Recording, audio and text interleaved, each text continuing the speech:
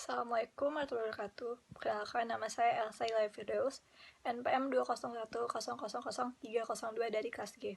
Di sini saya akan memaparkan materi bentuk badan usaha dan aspek hukum yang timbul dalam PT. Pengertian PT. Perseroan terbatas adalah badan hukum yang merupakan persekutuan modal didirikan berdasarkan perjanjian, melakukan kegiatan usaha dengan modal dasar yang seluruhnya terbagi dalam saham dan memenuhi dalam persyaratan yang ditetapkan dalam UU Nomor 40 Tahun 2007 tentang perseroan terbatas. Ini serta pelaksanaannya. Untuk menjadi badan hukum, perseroan terbatas harus memenuhi persyaratan dan tata cara pengesahan perseroan terbatas sebagaimana yang telah diatur dalam UU PT, yaitu pengesahan dari Menteri Hukum dan HAM Republik Indonesia. Sri Rejeki Hartono mengemukakan pendapat bahwa bentuk badan usaha perseroan terbatas sangat dinikmati oleh masyarakat karena pada umumnya PT mempunyai kemampuan untuk mengembangkan diri, mampu mengadakan kapitalisasi modal dan sebagai wahana yang potensial untuk memperoleh keuntungan baik bagi instansinya sendiri maupun bagi para pendukungnya, pemegang saham. 2. Asas-asas hukum. Menurut penjelasan pasal 4, selain daripada peraturan perundang-undangan, setiap perseroan harus menaati asas-asas hukum yang terdiri atas 1.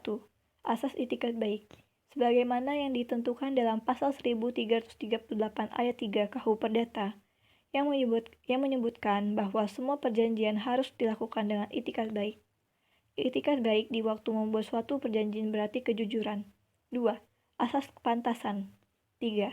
Asas kepatutan. 4. Prinsip tata kelola perseroan yang baik. 3. Teori perseroan terbatas. 1. Teori tentang subjek hukum. Subjek hukum merupakan salah satu pengertian pokok dari bentuk dasar yang dipelajari oleh teori hukum, khususnya teori hukum positif, yang artinya teori yang dapat diuraikan berkaitan dengan hukum positif atau hukum yang berlaku sekarang. 2. Teori tentang badan hukum.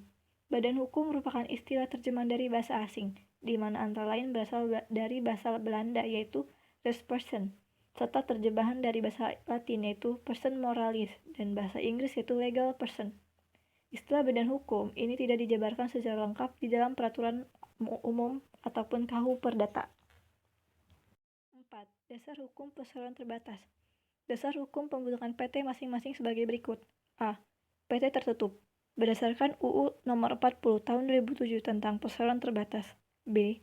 PT terbuka go publik berdasarkan UU Nomor 40 Tahun 2007 dan UU Nomor 8 Tahun 1995 tentang pasar modal. C. PT PMDN berdasarkan UU Nomor 6 Tahun 1968 dan UU Nomor 12 Tahun 1970. D. PT PMA berdasarkan UU Nomor 1 Tahun 1967 Jungto UU Nomor 2 Tahun 1970 tentang PMA. E. PT Persero berdasarkan UU Nomor 9 Tahun 1968 tentang bentuk-bentuk usaha negara Jungto dan PP Nomor 12 tahun 1998 tentang perusahaan perseroan. 5. Aspek hukum PT menurut Undang-Undang. 1. Perseroan terbatas sebagai badan hukum. 2. Pendirian perseroan terbatas. 3. Struktur modal dalam perseroan terbatas. 4. Pengurus dalam perseroan terbatas dan pembubaran perseroan terbatas. 6. Tujuan pembentukan PT. Menurut ketentuan pasal 7 ayat 2 UU PT, mengatakan perseroan harus mempunyai maksud dan tujuan serta kegiatan usaha yang tidak bertentangan dengan ketentuan perundang-undangan, ketertiban umum dan atau kesusilaan. Berdasarkan ketentuan ini, setiap perseroan harus mempunyai maksud dan tujuan, serta kegiatan usaha yang jelas dan tegas dalam pengkajian hukum. Disebut causal object. Perseroan yang tidak mencantumkan dengan jelas dan tegas apa maksud dan tujuan serta kegiatan usahanya dianggap cacat hukum, legal defect, sehingga keberadaannya tidak valid, invalidate. Percantuman maksud dan tujuan serta kegiatan usaha dalam AD dilakukan bersamaan pada saat pembuatan akta pendirian. Dapat disimpulkan bahwa tujuan pembentukan PT berbeda-beda.